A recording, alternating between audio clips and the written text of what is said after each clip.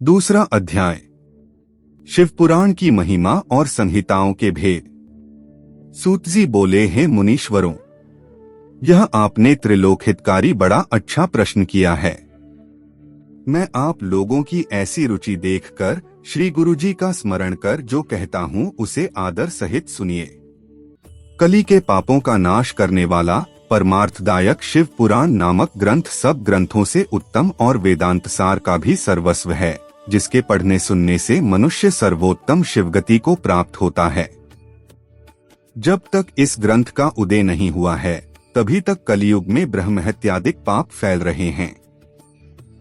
शास्त्रों के झगड़े, नाना प्रकार के उत्पात, क्रूर यम के भट्टों की निर्भयता, तीर्थों का विवाद, सत्य, दान और देवताओं की मान्यता संबंधी विवाद तभी तक महितल पर हो रहे हैं, जब तक श्री शिव पुराण का पृथ्वी पर उदय नहीं होता है। जब यह प्रत्यक्ष हो जाएगा, तब शास्त्रों के परस्पर झगड़े आदि सभी इसकी गर्जना से समाप्त हो जाएंगे, क्योंकि भगवान वेदव्यास के कहे हुए इस पुराण का बहुत महत्व है। इसके कीर्तन और श्रवण से जो फल प्राप्त होता है, वह सबका सब तो मैं नहीं कह सकता, किंतु उसका कुछ महात्म्य मैं आप लोगों से कहता हूँ, ध्यान देकर सुनिए। इसमें मैं अपनी ओर से कुछ नहीं कहूँगा, जो व्यास जी ने कहा है वही कहूँगा। व्यास जी ने कहा है, यदि शिव पुराण का एक या आधा श्लोक भी कोई पढ़ेगा तो वह पाप से छूट जाएगा, और यदि सावधानी से संपूर्ण पढ़े तो जीवन मुक्त हो जावे, और इसके अनुसार आचरण करे तो एक एक दिन में एक एक अश्वमेध का फल पावेगा। यदि कोई दूसरे भी श्री शिव पुराण की पूजा कर दे तो वह सब देवताओं की पूजा के समान फल प्राप्त करे, इसमें कोई संदेह नहीं है।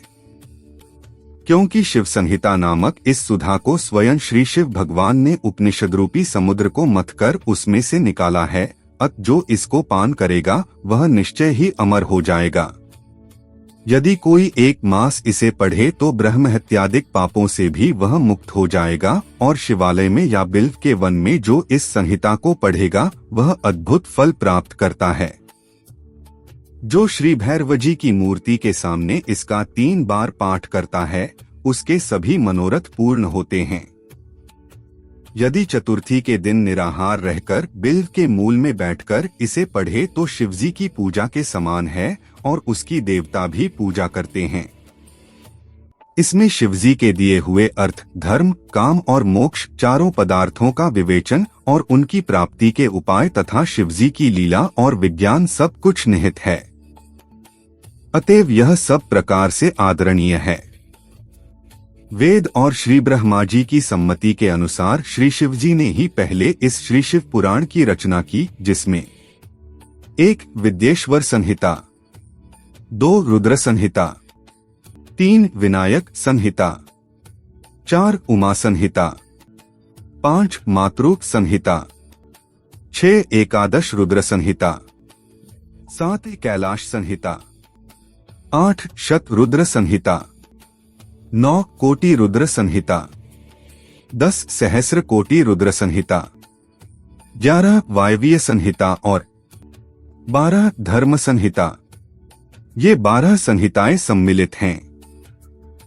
ये सभी अत्यंत पुण्यदायक हैं। इनमें 1 विद्येश्वर, 2 रुद्र, 3 विनायक, ये तीनों संहिताएं 10-10 हजार तथा उमा और मातृ ये दोनों 8-8 हजार, और एकादश रुद्र संहिता 13,000, कैलाश संहिता 6,000, शतरुद्र 3,000, कोटिरुद्र 9,000, सहस्र कोटि रुद्र 11,000, वायवीय संहिता 10,000 और धर्म संहिता 12,000। कुल 1,00,000 श्लोकों का यह शिव पुराण है।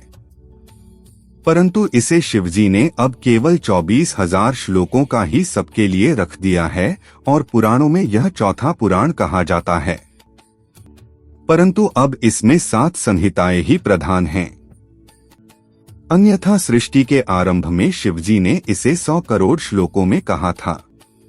अब यह 24,000 श्लोकों वाला शिव पुराण केवल इन 7 संहिताओं में ही शेष रह गया है।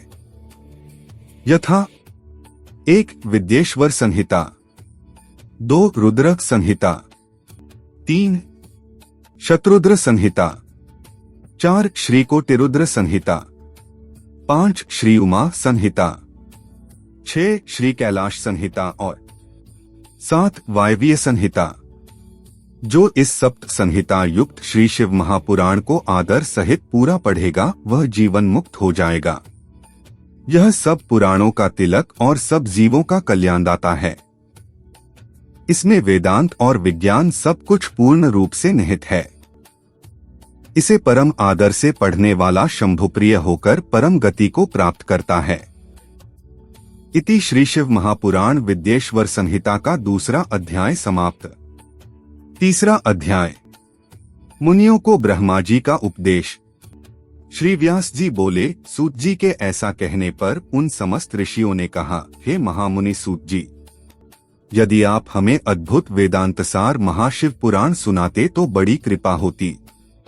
मुनियों से ऐसा सुनकर शिवजी का स्मरण करते हुए सूत जी प्रसन्न होकर बोले, अच्छा तो अब आप लोग इस अनामय शिव महापुराण को ही सुनिए, जो समस्त वेदों का सार है और जिसमें भक्ति, ज्ञान और वैराग्य तीनों का वर्णन है।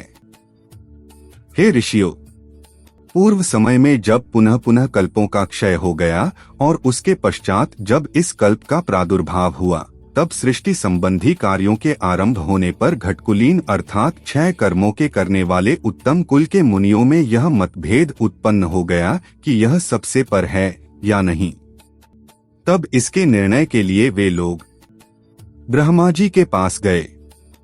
ब्रह्मा जी ने कहा, जो सबसे पहले उत्पन्न हुआ और जिसमें मन वाणी का कोई गम नहीं तथा जिससे ब्रह्मा, विष्णु, रुद्र, इंद्रादिक महाभूतों और इंद्रियों आदि से संयुक्त सारे जगत की उत्पत्ति होती है, वही सबसे पर है और वह सर्वज्ञ जगदीश्वर महादेव जी हैं, जो परम भक्ति से दिखाई पड़ते हैं तथा रुद्रादि सभी देवता जिनके दर्शनों की अभिलाषा रखते हैं।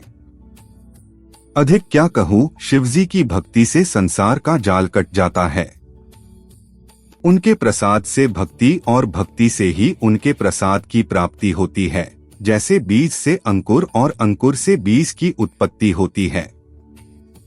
अथे ब्राह्मणों, आप लोग महादेव जी का प्रसाद पाने के लिए 1000 वर्ष का दीर्घ यज्ञ कीजिए, जिसमें शिवजी की कृपा से आपको साध्य और साधन का ज्ञान होगा।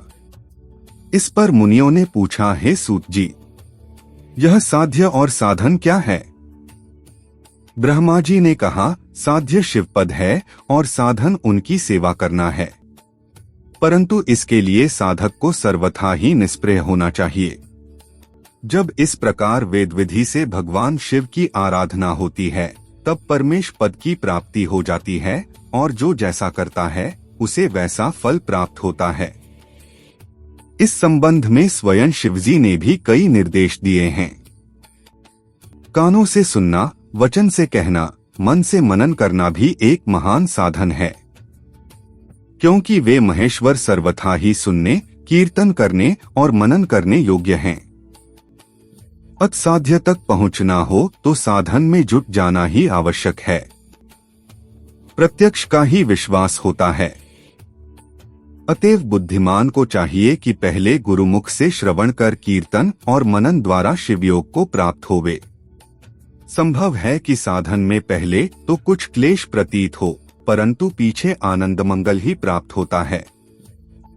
इति श्री शिव महापुराण विद्येश्वर संहिता का तीसरा अध्याय समाप्त।